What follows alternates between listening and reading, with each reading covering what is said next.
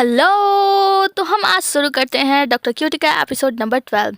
Episode 12 की starting होती है एपिसोड 11 की एंडिंग से, जहाँ पे हम देखते हैं कि जो जनरल जी होते हैं वो अपनी नींद से जग जाते हैं क्योंकि उन्होंने बुरा सपना देखा होता है। उठने के बाद डॉक्टर तियान से कहते हैं, अच्छा बताओ तुम्हारे साथ क्या हुआ था बचपन में, क्योंकि तुमने मुझे बताया कि तुम्हारी ज़िंदगी रोड पर बीती है तो बहुत ही ज़्यादा भयानक रही होगी, कष्टदायी रही होगी। तो मैं जानना चाहता हूँ तुम्हारे बचपन में आखिर तुम्हारे साथ क्या हुआ था, तुम्हारी मम्मी पापा की डेथ कैसे हुई थी।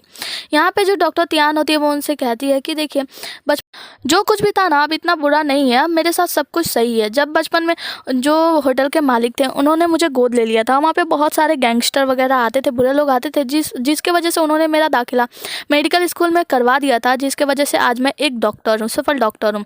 तो जो जनरल जी होते हैं वो कहते हैं, अच्छा बताओ तो तुमने मेरे ही कैसर को क्यों चुना, क्योंकि तुम्हें तो एम्पायर के डॉक्टर बनने का भी सौभाग्य मिला था, तो तुम वहाँ पे क्यों नहीं गई। तो जो डॉक्टर तियान होते हैं वो कहते हैं कि वो क्या है ना, वहाँ पे मुझे जाने का मौका तो मिला था पर मैं आपके पास आना चाहती थी क्योंकि मुझे पता है आप बहुत ही ज़्यादा निडर हैं। एक बार आपके पिता को जब किसी ने किडनैप कर लिया था तो आपने वहाँ पे भी बहुत समझदारी के साथ लड़ाई की थी, बहादुरी के साथ, और आप अपने पिता को बचा कर ले आए। मुझे आपकी वही बहादुरी पसंद आई थी और मैं एक सैनिक होना चाहती थी, बचपन में सैनिक होना चाहता था, लेकिन मैं ऐसा कर नहीं पाया। तो आपके कैसर में आकर मैं सामाजिक चीज़ें कर रहा हूँ, मतलब जो भी अच्छा काम है मैं आपके वजह से ही कर रहा हूँ, आपके वजह से मैं आपके कैसर में आया हूँ क्योंकि मुझे एक अच्छा सा सैनिक बनना था। तो जो जनरल जी होते हैं कहते हैं, अच्छा तो तुम्हारा सपना एक सैनिक बनने का था।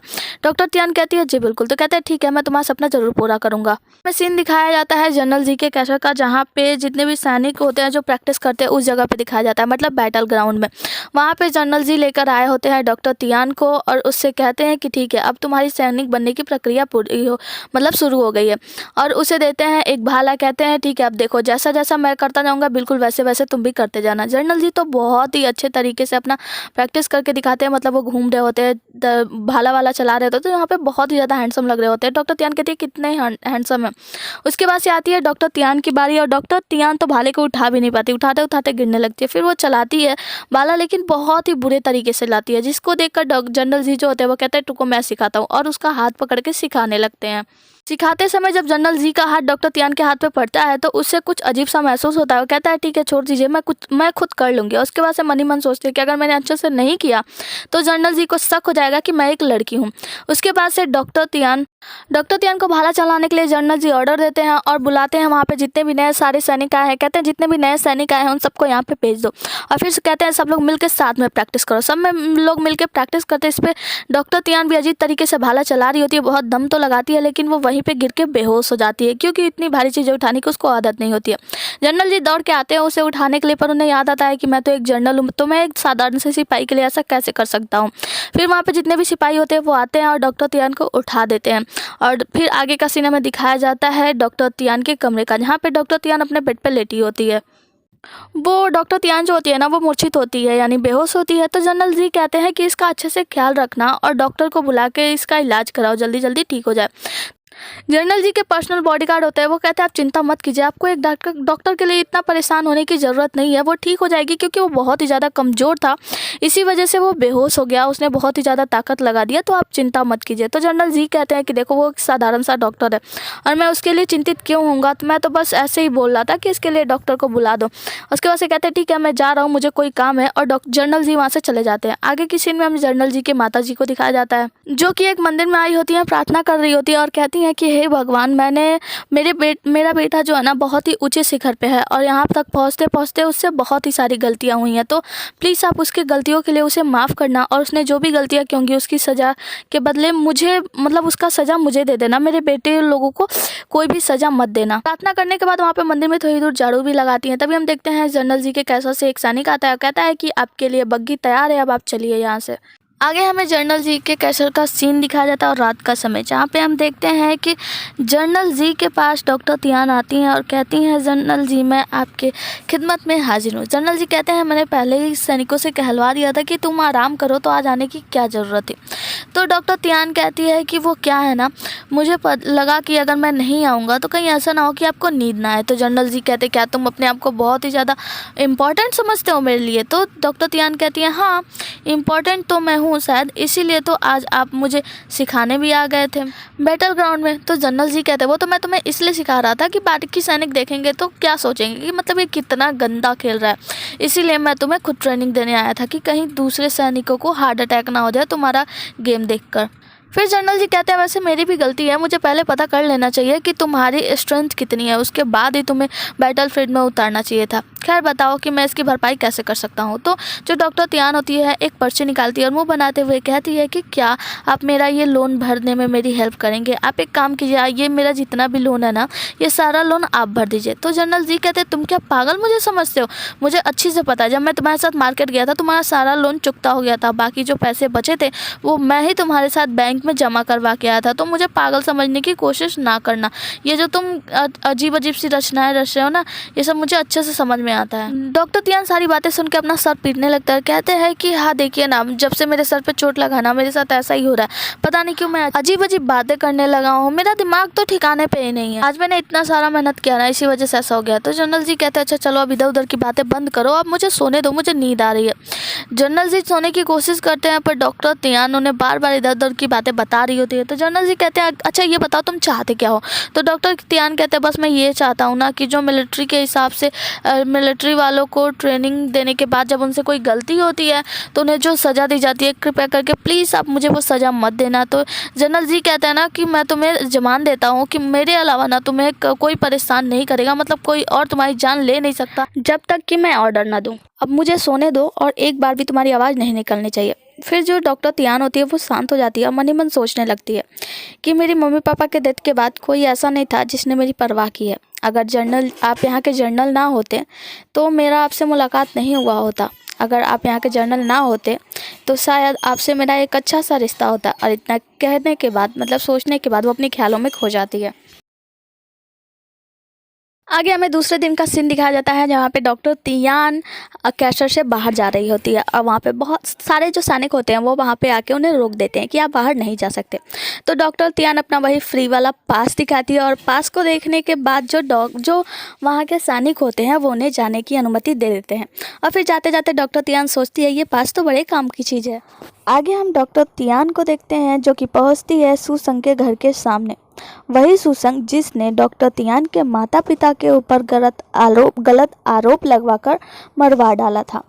फिर वहाँ खड़े होकर सोच रही होती है कि सुसंग जो है बड़ा ही ताकतवर है, वो बड़ा ही ताकतवर इंसान है जो कि सम्राट का फाइनेंशियल सपोर्टर भी है। तो इसके खिलाफ मुझे बहुत ही ज़रूरी सबूत इकट्ठा करना होगा और इसका किसी न किसी कमजोरी का पता लगाना होगा।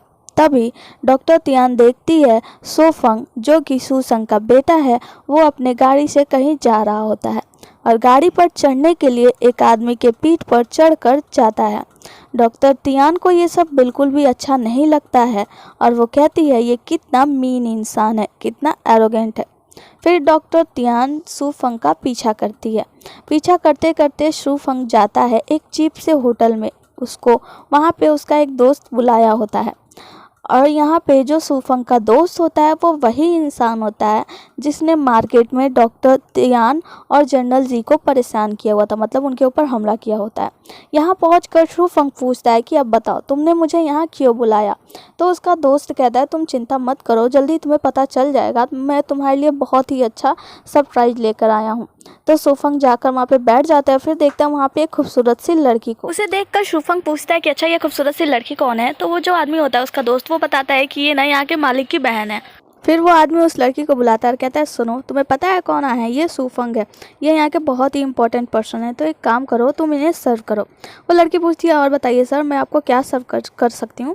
तो वो जो सुफंग होता है ना वो उसे ऊपर से नीचे देखता है और फिर कहता है कि मुझे तुम चाहिए। वो लड़की डर के साइड में हो जाती है तो उसका भाई दौड़ता हुआ आता है और उसे अपने पीछे कर देता है। कहता है माफ़ कीजिएगा ये यहाँ पे नहीं है, इसे आपके कायदे कानून पता नहीं है, तो इसके लिए इसे क्षमा कर दीजिए, आप बताइए आपको क्या चाहिए, मैं आपको सर्व करूँगा। तो जो सुफंग होता है कहता है कि कुछ नहीं, तुम बस इस लड़की को मेरे पास लाओ और इसे कहो कि मेरे साथ बैठकर वाइन पिए और मुझे टोफू खाना है। तो इस पे वो जो आदमी होता है कहता है माफ़ कीजिएगा, मेरी बहन अभी बहुत ही ज़्यादा यंग है, तो उसने आज तक कभी वाइन नहीं पी है। और अपनी बहन को इशारा करता है और कहता है कि तुम अंदर जाओ, मैं देख लूँगा। और फिर जो सुफंग होता है वो कहता है तुम्हें क्या लगता है तुम्हारी बहन यहाँ पे रहेगी तो क्या तुम्हारी बेइज्जती हो जाएगी, तुम्हारी बहन की बेइज्जती हो जाएगी, मुझे उसके साथ ही खाना है, अगर नहीं तो फिर अपने दोस्तों से कहता है ठीक है यहाँ का सारा चीज़ बर्बाद कर दो। उसके बाद से हम देखते हैं सुफंग हंस रहा होता है, उसके दोस्त सारे लोग मिलकर होटल की सारी चीज़ें तबाह कर रहे होते हैं और बाहर खड़ा डॉक्टर तियान ये सब देख रहा होता है। उसे बहुत ही ज़्यादा गुस्सा आ रहा होता है, वो करना तो बहुत कुछ चाहती थी पर कुछ नहीं कर पाती है। आगे हम देखते हैं कि जो डॉक्टर तियान होती है वो बार बार सुफंग का पीछा कर रही होती है और हम देखते हैं कि पीछा करते करते वो पहुंचती है उसी पुल पे और पुल पार कर रही होती है। तभी वहाँ पे जनरल जी के छोटे भाई आते हैं और उसे कहते हैं कि तुम चलो, मुझे तुमसे कुछ बात करनी है। सीन यहाँ से कट होता है और हमें दिखाया जाता है जनरल जी के कैशर का सीन, जहाँ पे जनरल जी अपना काम करके थोड़ा सा थक गए होते हैं तो वो अपने पर्सनल बॉडीगार्ड की तरफ इशारा करते हैं। उनका पर्सनल बॉडीगार्ड आके उनकी बॉडी को दबाता है, जहाँ पे जनरल जी उनसे पूछते हैं कि अच्छा बताओ तियान किंग कहाँ है। तो वो बताते हैं उनके पर्सनल बॉडीगार्ड कि तियान किंग आज भी बाहर गए हुए हैं। तो जनरल जी कहते हैं आज फिर से। तो कहता है उनका पर्सनल बॉडीगार्ड जी हाँ वो फिर से बाहर गए हैं। तो जनरल जी कहते हैं वो बाहर खेलने जाता है, मतलब उसे बाहर जाना बहुत ही ज़्यादा पसंद है, लोगों के बारे में पता लगाना, इसीलिए वो बार बार बाहर चला जाता है। तो जनरल जी के पर्सनल बॉडीगार्ड कहते हैं जी हाँ आपने उन्हें परमिशन जो दे दिया बाहर घूमने की, तो उन्हें रोकने की हिम्मत भी कौन कर सकता है। और जनरल जी इस बात को सुन के मुस्कुराते हैं। आगे हम देखते हैं कि जनरल जी के जो छोटे भाई होते हैं वो डॉक्टर तियान को लेकर एक ऊंची सी जगह पे जाते हैं और जो तब डॉक्टर तियान उनसे पूछते हैं कि बताइए आप जरूर मुझसे कुछ पूछने के लिए यहाँ मुझे लेकर आए होंगे। तो उनके छोटे भाई कहते हैं जी अच्छा बताओ कि तुम सुफंग का पीछा क्यों कर रही हो जो कि सुसंग का बेटा है। तो डॉक्टर तियान बोलती हैं कि मैं तो एक छोटा सा डॉक्टर हूँ, तो मुझे कैसे पता ये सुसंग कौन है और उनका बेटा कौन है। कहते हैं बात को घुमाओ मत, मुझे अच्छे से पता है कि तुम उसका कई दिनों से पीछा कर रही हो और मैंने तुम्हें कहते हुए भी सुना है कि तुम सुसंग को नहीं छोड़ोगी। तो बताओ क्या बात है। तो डॉक्टर तियान जो होती है वो थोड़ा सा गुस्सा हो जाती है और कहती है कि मैं उसको इसलिए नहीं छोड़ूंगी क्योंकि उसने मेरे मम्मी पापा का कत्ल किया है, उसी की वजह से मेरे मम्मी पापा की डेथ हो गई है। तो जो जनरल जी के छोटे भाई होते हैं कि कहते हैं कि अच्छा बताओ ऐसा क्यों, कैसे हुआ, कुछ तो बताओ मुझे। तो जो डॉक्टर तियान किंग होते हैं वो कहते हैं कि नहीं मैं आपको इसके बारे में भी पूरी सच्चाई तो नहीं बता सकता, लेकिन मैं जो भी कहूँगा बाद में आपको बता दूंगा जो भी होगा, बस इतना जान लीजिए कि सुसंग की वजह से ही मेरे मम्मी पापा की डेथ हो गई थी। जनरल जी के छोटे भाई कहते हैं अब मैं तुमसे एक सवाल पूछने वाला हूँ, सच सच जवाब देना। ये बताओ कि तुम जनरल जी के कैशर में क्यों आई हो, तुम एक लड़की हो तो तुम यहाँ पे क्यों आई हो। तो जो डॉक्टर तियान होता है वो कहता है कि मैं एक लड़की नहीं हूँ, मैं आपको इस बारे में पहले भी बता चुकी हूँ। तो जो जनरल जी के छोटे भाई होते हैं वो कहते हैं कि देखो बात को घुमाओ मत, तुम बताओ तुम एक लड़की हो, मुझे अच्छे से पता है, तुम ये लड़कों का कपड़ा पहन के यहाँ पे क्यों आई हो। तो इस पर डॉक्टर तियान कहती है कि आप विश्वास कीजिए मैं कोई लड़की नहीं हूँ, मैं एक लड़का हूँ। तो जनरल जी के छोटे भाई कहते हैं ठीक है तो फिर मैं तुम्हें चेक कर लेता हूँ, साइड में ले चल के तुम्हारे कपड़े उतार के। तो जो डॉक्टर तियान होती है वो तो डर जाती है, कहती है नहीं नहीं मुझे माफ़ कर दीजिए माय लॉर्ड, मैं आपसे माफ़ी मांगना चाहती हूँ और विश्वास कीजिए कि मैं यहाँ किसी गलत इरादे से नहीं आई हूँ और मैं यहाँ पे किसी को नुकसान नहीं पहुँचाऊँगी, मैं यहाँ पे अपने किसी पर्सनल काम की वजह से आई थी और यकीन कीजिए मैं किसी को नुकसान नहीं पहुँचाने वाली हूँ। तो जनरल जी के छोटे भाई कहते हैं ठीक है, जब तक तुम किसी को नुकसान नहीं पहुँचाती हो तब तक मैं तुम्हारे बारे में किसी को नहीं बताऊँगा और मैं तुम्हारा दोस्त बनना चाहता हूँ।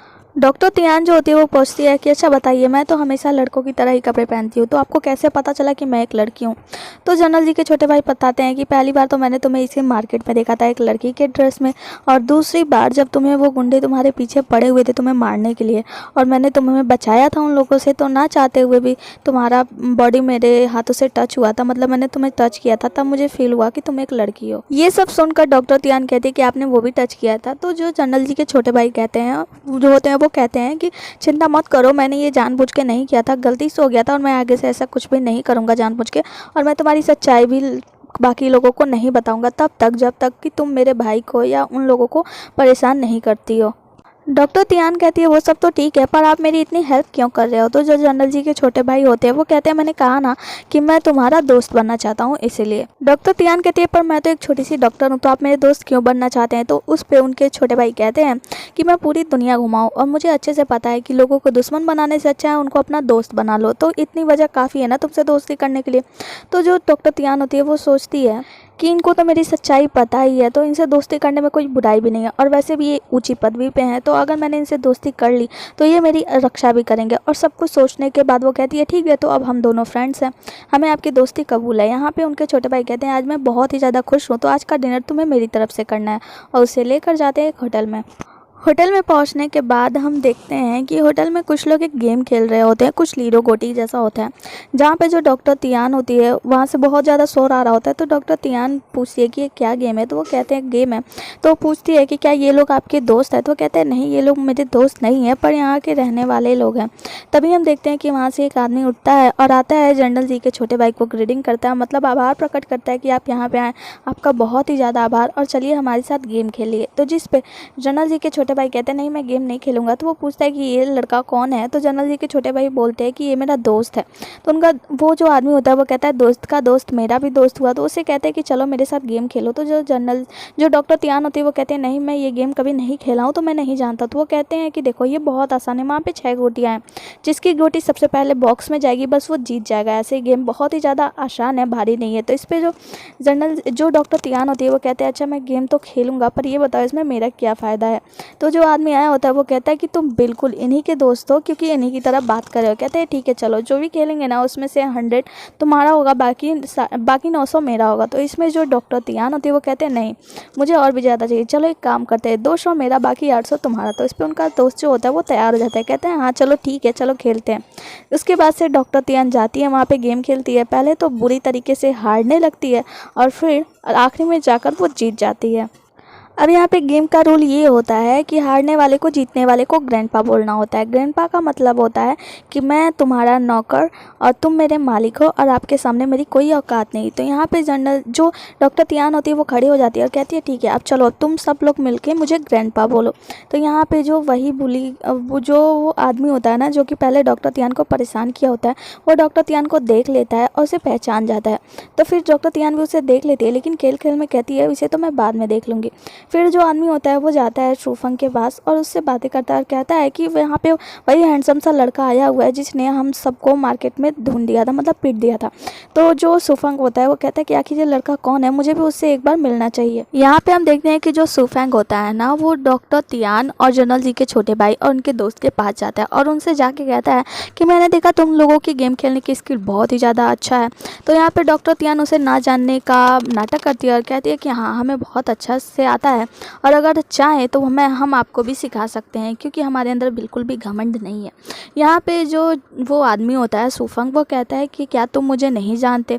तो इस पे जो डॉक्टर तियान होती है वो जो उनके दोस्त होते हैं उनसे पूछती है कि ये कौन है। तो वो बताते हैं कि इनसे मिलिए, ये हैं यहाँ के सबसे अमीर आदमी के बेटे शूफंग। तो यहाँ पे जो वो होते हैं वो बताते हैं और ये डॉक्टर तियान है, जनरल जी की डॉक्टर, और ये उनके छोटे भाई हैं। तो यहाँ पे ना चाहते हुए भी जो शूफंग होता है उन्हें ग्रीडिंग करना पड़ता है, क्योंकि यहाँ पे छोटे लोगों को हमेशा अपने से बड़ों को ग्रीडिंग यानी नमस्कार करना पड़ता है। फिर यहाँ पे जो शूफंग होता है वो कहता है कि अच्छा चलो एक एक गेम हो जाए। तो डॉक्टर तियान से बोलता है चलो एक एक गेम हो जाए। तो डॉक्टर तियान कहती है हाँ हाँ क्यों नहीं। तो फिर जाते हैं लोग गेम खेलने। तो डॉक्टर तियान कहती है देखिए मैं गैम्बलिंग करती हूँ पर पैसों से नहीं करती हूँ। तो जो शूफंग होता है वो बोलता है कि अच्छा बताओ तो फिर किस चीज़ से करते हो। तो इस पर जो डॉक्टर तियान होते हैं वो बोलते हैं कि चलिए ठीक है, हम एक शर्त लगाते हैं, जो भी जीतेगा ना हारने वाले को अपनी एक कोई भी शर्त मनवा सकता है। तो इस पर जो शूफंग होते हैं वो कहते हैं कि शूफंग बोलता है कि ऐसी बात है तो ऐसा क्यों ना हम ऐसा करें कि हारने वाला ना जीतने वाले का नौकर हो जाएगा, मतलब वो जो भी चाहे उससे करवा सकते हैं, अपने आप को गिरवी रखना। तो पहले तो जो जनरल जी के छोटे भाई होते हैं वो और उनके दोस्त दोनों लोग मिलकर डॉक्टर तियान को मना करते हैं ये गेम खेलने से, पर डॉक्टर तियान ना चाहते हुए भी ये गेम खेलना स्टार्ट कर देते हैं। कहते हैं चलिए ठीक है हम खेलते हैं। उसके बाद से हम देखते हैं स्टार्टिंग में तो डॉक्टर तियान बड़ी ही बुरी तरीके से हार रही होती है और सारा गेम हार गई होती है। लास्ट का एक पारी बाकी होता है जहाँ पे जो शूफंग होता है वो कहता है कि तुम तो बहुत ही बुरी तरीके से हार चुके हो, तो अब तो तुम मेरे नौकर बनने के लिए तैयार हो जाओ पूरी तरीके से। यहाँ पे जो हम देखते हैं कि जो डॉक्टर तियान होती है वो अपने मम्मी पापा को याद करती है, कहती है कि प्लीज़ मेरी हेल्प कीजिए, मुझे जिता दीजिए। और हम देखते हैं लास्ट पारी खेलने पर डॉक्टर तियान जीत जाती है और डॉक्टर तियान की ये आखिरी चाल उसे मौत के मुँह से बाहर ले आती है। जहाँ पे जो शूफंग होता है वो बहुत ही ज़्यादा बेचैन हो जाता है कि मैं तो जीती हुई बारी भी हार गया। यहाँ पे जो डॉक्टर तियान होती है वो कहती है कि अब तो मैं जीत गया। तो इस पर जो शूफंग होता है कहते हैं तो हाँ, तो क्या तुम्हें लगता है कि तुम मेरी लाइफ मतलब अपने हाथ में ले सकते हो, तुम ऐसा कर सकते हो? तो इस पे जो डॉक्टर तियान होता है वो कहता है नहीं नहीं, मेरी इतनी औकात कहाँ, आप तो बस मान लीजिए कि आप हार चुके हैं। तो जो इस पे जो सुफंग होता है वो कहता है कि हाँ मैं तो मान ही चुका हूँ। तो हम देखते हैं आगे चल के जो सुफंग होता है ना, उसके ऊपर के सारे कपड़े निकाल के डॉक्टर तियान उसे बिना कपड़ों के सिर्फ गमछा लपेट कर एक बोट पे वहाँ से जाने को कहती है, जहाँ पे सुफंग जाते जाते कहता है मैं तुम्हें छोड़ूंगा नहीं। तो यहाँ पे जो डॉक्टर तियान होती है ना, उसे ग्रीटिंग करती है, कहती है ठीक है आगे चल के हम देख लेंगे। सुफंग के जाने के बाद जो जनरल जी के छोटे भाई के दोस्त यानी जैंग होते हैं वो डॉक्टर तियान से कहते हैं तुम्हें ऐसा नहीं करना चाहिए था, क्योंकि जो सुफंग है ना वो बहुत ही बुरा इंसान है। अगर उसने कहा है कि तुमसे बदला लेगा तो वो ज़रूर कुछ ना कुछ करेगा। तो इस पर जो डॉक्टर तियान होती है वो जनरल जी के छोटे भाई की तरफ देखते हुए कहती है कोई बात नहीं, मुझे बचाने वाला इंसान यहाँ पर मौजूद है। तो इस पर उनको छोटा भाई कहते हैं हाँ बिल्कुल ये तो है। तो इस पर जो वो उनका दोस्त होता है वो कहता है कि क्या तुम्हें ब्रदर ने बताया नहीं कि वो 2 दिनों के बाद यहाँ से जाने वाला है? तो इस पे जो डॉक्टर तियान होते हैं वो कहते हैं हाँ आपने मुझे नहीं बताया। तो उनके जो छोटे भाई होते हैं वो कहते हैं कि चिंता मत करो, मैं जल्दी ही वापस आ जाऊँगा। आगे हम देखते हैं कि जनरल जी के छोटे भाई कहते हैं अब हमें घर चलना चाहिए, और वो लोग वापस से घर चले जाते हैं। आगे हम दूसरे दिन का सीन दिखाया जाता है, जहाँ पे डॉक्टर तियान उसी स्पिरिचुअल कछुए से प्रार्थना कर रही थी कि प्लीज़ मेरी हेल्प करना और मेरी रक्षा करना। तभी हम देखते हैं कि वहाँ पे एक छोटा सा लड़का आ रहा होता है, जिसे देखकर डॉक्टर तियान जो होती है थोड़ा सा चकित रह जाती है कि ये लड़का कौन है, और लड़का उनके पास आके उस कछुए से खेलने लगता है। जहाँ पे डॉक्टर तियान उस लड़के से पूछती है अच्छा बताओ तुम कौन हो, तुम्हारा नाम क्या है? तभी हम देखते हैं पीछे से जनरल जी के छोटे भाई आते हैं और वो बताते हैं कि ये मेरा नेफ्यू है। जहाँ पे डॉक्टर तियान पूछती है नेफ्यू कैसे? तो जो जनरल जी के छोटे भाई होते हैं वो बताते हैं कि इसे मेरी माँ ने अभी अभी गोद लिया है। और वो लड़का जो होता है छोटा सा, वो उस कछुए से खेलने लगता है, और खेलते खेलते हम देखते हैं कि वो डॉक्टर तियान से कहता है मम्मी ये कछुआ कितना प्यारा है, चलो ना हम दोनों मिलकर साथ में खेलते हैं। हम देखते हैं दूर से ये सारी चीज़ें जनरल जी भी देख रहे होते हैं और उन्हें बहुत ही ज़्यादा बुरा लग रहा होता है, क्योंकि दोनों साथ में बातें कर रहे थे। फिर हम देखते हैं कि जो छोटा बच्चा होता है वो बोलता है मम्मी। तो मम्मी बोलने से जो डॉक्टर तियान हो जाती है वो बहुत चक्की हो जाती है। तो जिस पे जो जनरल जी के छोटे भाई होते हैं वो कहते हैं कि तुम अच्छे से कपड़े नहीं पहन रही हो क्या, मतलब आजकल तुम्हें सभी लोग पहचानने लगे हैं, तुम्हें मम्मी क्यों बोल रहा है? तो इस पर जो डॉक्टर तियान होता है कहता है कि मुझे खुद नहीं पता है कि ये मुझे मम्मी क्यों बोल रहे हैं, और मैं आपकी मम्मी नहीं हूँ। वो उस बच्चे से समझाती है। तभी हम देखते हैं ये दोनों आपस में बातें कर ही रहे होते हैं।